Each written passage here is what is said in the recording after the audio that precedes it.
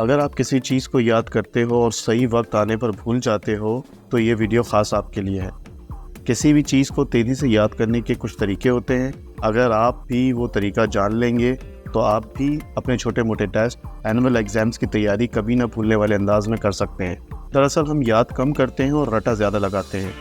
अगर आप किसी चीज़ को याद करने का सही मेथड जान लोगे तो आप भी चीज़ों को लंबे अरसे तक याद रख सकते हो। जिस तरह हमारे मोबाइल और कंप्यूटर्स की दो स्टोरेज होती हैं, एक इंटरनल स्टोरेज और दूसरी एक्सटर्नल स्टोरेज, बिल्कुल इसी तरह से हमारे दिमाग के भी दो स्टोरेज होते हैं, जिसमें एक होती है लॉन्ग टर्म मेमोरी और दूसरी होती है शॉर्ट टर्म मेमोरी। हमारी शॉर्ट टर्म मेमोरी में वो चीज़ें स्टोर होती हैं जिसकी हमें ज़्यादा अरसे तक ज़रूरत होती है, जैसा कि रोड पे चलती हुई गाड़ियाँ और आपके इर्द गिर्द चलते फिरते आम लोग। और दूसरी तरफ लॉन्ग टर्म मेमोरी में वो चीज़ें होती हैं जिसकी हमें लंबे अरसे तक ज़रूरत होती है और वो चीज़ें हमें कभी नहीं भूलती।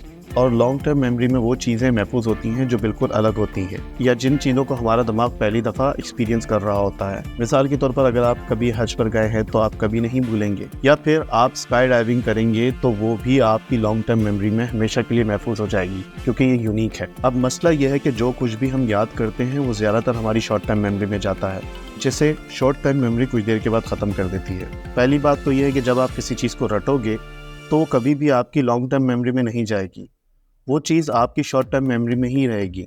और जब तक वो आपकी शॉर्ट टर्म मेमोरी में रहेगी तब तक तो वो आपको अच्छे से याद रहेगी, लेकिन कुछ वक्त के बाद वो आपको कभी नहीं याद रहेगी। तो दोस्तों, आज मेरे पास आपके लिए चीज़ों को लॉन्ग टर्म मेमोरी में भेजने की कुछ ट्रिक्स हैं जो मैं आज आपसे शेयर करूंगा। ट्रिक नंबर 1, ऊंचा बोलकर पढ़ना। जी हाँ दोस्तों, ऊंचा बोलकर पढ़ना। लेकिन बहुत से स्टूडेंट्स ऊंचा बोलकर ही पढ़ते हैं, फिर भी वो ज़्यादा उनके लिए फ़ायदेमंद नहीं होता। असल ट्रिक ये है कि ऊंचा बोलकर अपनी आवाज़ को अपने सीधे कान में जाने दो। इसके लिए आप अपने मुंह पर हाथ रख सकते हो। इस तरह आप जो कुछ पढ़ोगे आपके सीधे कान में जाएगा, क्योंकि एक रिसर्च के मुताबिक जो आवाज़ें हमारे सीधे कान में जाती हैं वो हमें लंबे अरसे तक याद रहती हैं। असल में दोस्तों, हमारा सीधा कान हमारे लॉन्ग टर्म मेमोरी से जुड़ा हुआ होता है। इसके अलावा जो दूसरी ट्रिक है वो ये है कि आप चीज़ों को यूनिक बनाने की कोशिश करो। आप किसी भी टॉपिक को यूनिक बनाने के लिए मुख्तलिफ रंगों के हाईलाइटर्स का इस्तेमाल कर सकते हो। मिसाल के तौर पर, आप जिस पैराग्राफ को याद कर रहे हैं इसकी पहली तीनों लाइनों को ग्रीन से हाईलाइट कर लें, इसके बाद ब्लू हाईलाइटर कर दें और उसके बाद वाली 3 लाइनों को रेड से हाईलाइट कर दें।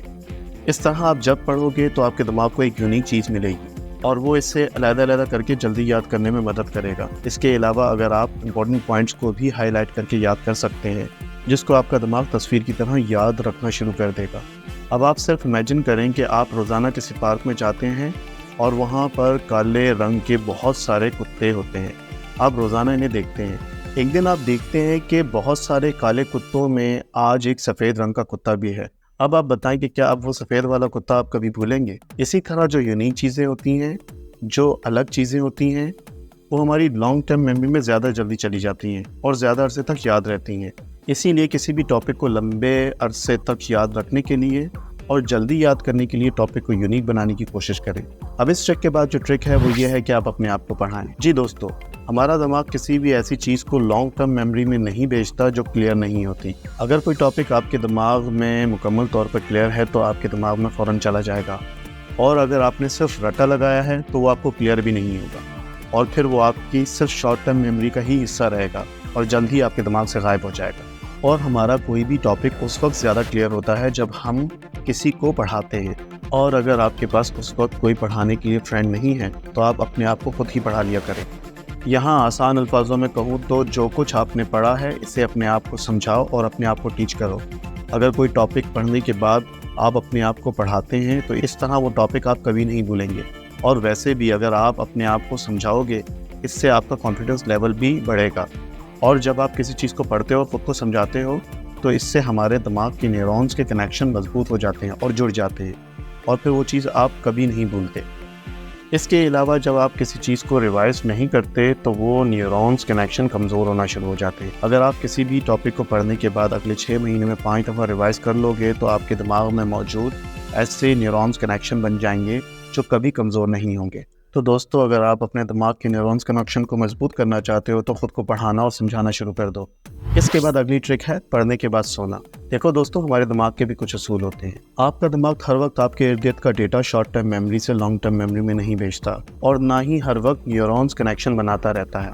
ये काम आपका दिमाग ज़्यादातर तब करता है जब आप सो रहे होते हैं, और अगर आसान अल्फाजों में कहें तो सारा दिन जो आपके इर्द गिर्द हो रहा होता है इसकी इन्फॉर्मेशन आपका दिमाग शॉर्ट टर्म मेमोरी में रखता रहता है, और फिर जब आप सो जाते हैं तो हमारा दिमाग इस शॉर्ट टर्म मेमोरी में जो इन्फॉर्मेशन उसे अच्छी लगती है या फिर यूनिक लगती है इसे लॉन्ग टर्म मेमोरी में भेजना शुरू कर देता है। इसीलिए पढ़ाई के बाद सोना भी ज़रूरी है, क्योंकि जो कुछ आपने नया सीखा होता है तो सोने के बाद आपका दिमाग इसके नए न्यूरॉन्स कनेक्शन बना रहा होता है। अगर आप इम्तिहानात के दिनों में पढ़ाई के बाद सोते नहीं हैं तो ज़्यादातर चांसेस होते हैं कि आप इन टॉपिक्स को जल्द भूल जाएंगे।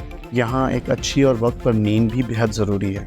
दोस्तों, अगर आप इन तमाम ट्रिक्स को इस्तेमाल में लाते हो तो यकीन माने आप अपने आप में बहुत ज़्यादा तब्दीली देखेंगे और आपके इर्द गिर्द के लोग भी आपसे बेहद मुतासिर होना शुरू हो जाएंगे। उम्मीद करता हूँ कि आपको इस वीडियो से फ़ायदा होगा। अगर आपको ये वीडियो फ़ायदेमंद लगी हो तो आप इस वीडियो को अपने दोस्तों से शेयर करें और इस चैनल को सब्सक्राइब करें। अपना बहुत ख्याल रखिएगा। अल्लाह हाफ़िज़।